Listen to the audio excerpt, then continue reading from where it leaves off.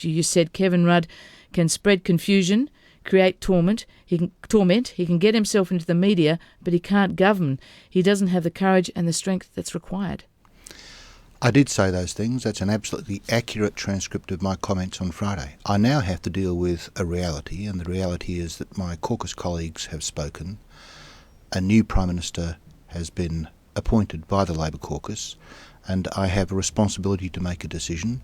I have made that decision, and Kevin has asked me to stay in the portfolios that I currently serve in, and I will do that. So how will you feel being in the Cabinet, working for a Prime Minister who you don't think has the courage and the strength required for the job?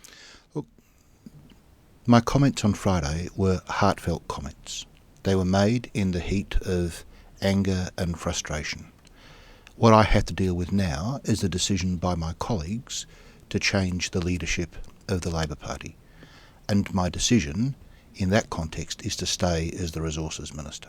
What are you going to be telling your voters in the electorate of Brand about why they should vote for a Rudd government when you've described him as you have? I'll be explaining that the Government of Australia is a complex business. I'll be explaining that the policy platform of the Labor Party is the policy platform of the Labor Party. That is about education, that is about jobs, that is about healthcare, that is about the NDIS.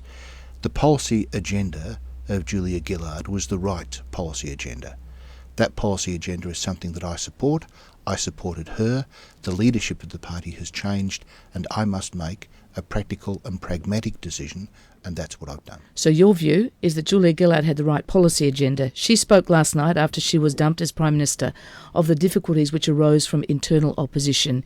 In your view, was Julia Gillard's Prime Ministership killed off by internal division? In other words, Kevin Rudd's campaign of destabilisation? Yes, it was. There's no doubt about that at all. And now he is rewarded for that.